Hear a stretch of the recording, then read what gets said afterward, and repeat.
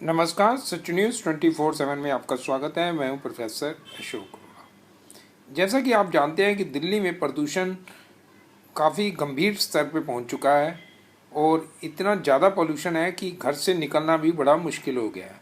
तो दिल्ली सरकार ने दिल्ली में GRAP 4 लागू कर दिया है। ग्रैप क्या होता है? Graded response action against pollution. तो इसमें कई गतिविधियों पर बैन लगा दिया जाता है, जैसे कंस्ट्रक्शन बैन है, बाहर से ट्रक वगैरह नहीं आ सकते। लेकिन हकीकत क्या है, ये देखिए, ये आज के नव भारत टाइम्स की खबर है और उसमें हकीकत बताई गई है कि अब भी कंस्ट्रक्शन चालू है, धूल भी उड़ रही, कैसे घटेगा पॉल्यूशन।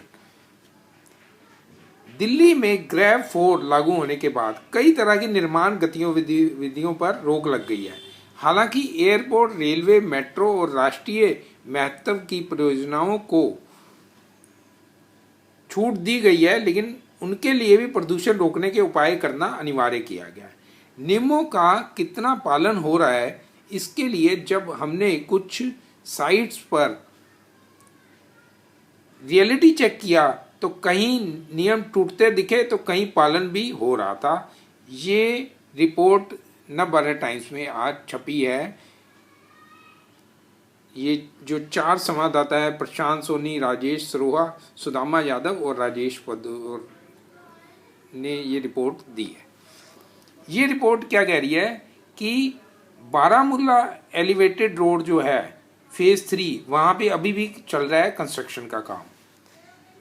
और ये क्या कह रही है कि दिल्ली सहारनपुर हाईवे, वहाँ भी प्रदूषण रोकने के लिए कोई उपाय नहीं किए जा रहे हैं और खुले में पड़ा है मलबा। नरेला रेलवे स्टेशन पर वहाँ मलबा वगैरह खुला में पड़ा हुआ है। तो ये रिपोर्ट दी गई है और ये म्यूर विहार का ये खबर पढ़ देते हैं। इसमें लिखा है, म्यूर विहार इलाके से सटे यमुना खादर के इलाके में काफ़ी अंदर जाने पर पता लगा कि बारामूला एलिवेटेड रोड के करीब ये फेज 3 का काम धड़ल्ले से हो रहा है। कहीं पर हैवी ड्रिलिंग मशीनों के जरिए जमीन में ड्रिल करके नियमों करके पिलर्स बनाने के लिए बेस तैयार किया जा रहा था, तो कहीं एलिवेटेड रोड के बनकर तैयार हो चुके हिस्से पर पेंट किया जा रहा। तो ये तो बड़े बड़े निर्माण कार्य हैं जो जिसका जिक्र यहाँ पे किया गया है कि जो चल रहे हैं। लेकिन आप हकीकत अगर देखेंगे तो गली मोहल्लों के अंदर जो कॉलोनियों में भी छोटे छोटे निर्माण कार्य धड़ल्ले से चल रहे हैं, चोरी छिपे उनको किया जा रहा है। रात में गाड़ियाँ आती हैं जो जिसमें जो बिल्डिंग मटेरियल का सामान है वो रात को भेजा जाता है और उसके बाद वो चोरी छिपे ही सुबह उस पर निर्माण कार्य किया जाता है। तो ये दिल्ली में कई जगह हो रहा है।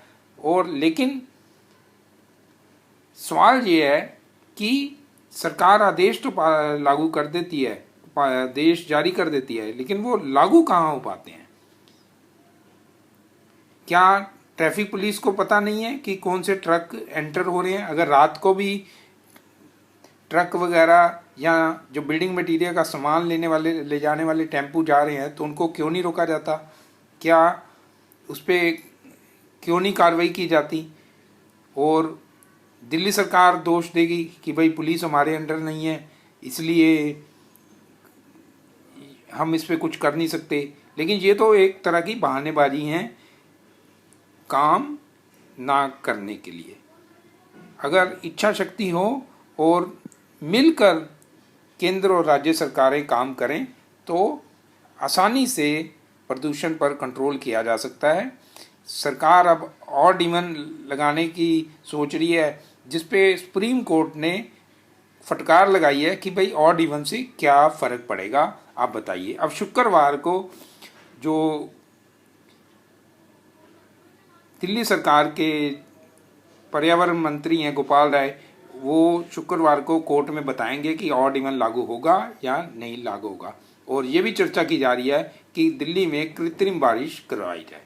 अब क्या फैसले लिए जाते हैं ये देखने वाली बात है, लेकिन बड़ी बात यह है कि फैसलों पे अमल क्यों नहीं होता, और क्या दिल्ली वाले प्रदूषण से इसी तरह झूलते रहेंगे, इसी तरह प्रदूषण को बर्दाश्त करते रहेंगे और बीमार होकर अस्पतालों में पहुंचते रहेंगे। दिल्ली सरकार को 7 साल पहले ही मैंने एक एक्शन प्लान दिया था कि व्हीकलर जो पॉल्यूशन होता है उस पर कैसे कंट्रोल किया जाए। एक 5 पॉइंट पूरा प्रोग्राम मैंने बना के भेजा था, मेल भी किया था, लेकिन उस फाइल को दिल्ली सरकार एक डिपार्टमेंट से दूसरे डिपार्टमेंट में भेजती गई, एक जगह से दूसरी जगह, और उस पर कोई एक्शन नहीं लिया गया, कोई कार्रवाई नहीं की गई।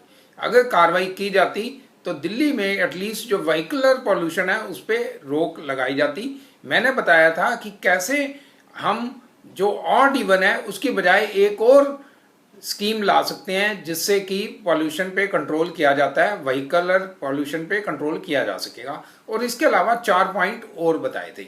इसका जो पूरी डिटेल है मैं अगले वीडियो में आपको बताऊंगा। सच न्यूज़ 24/7 से प्रोफेसर अशोक अरोड़ा की रिपोर्ट। नमस्कार।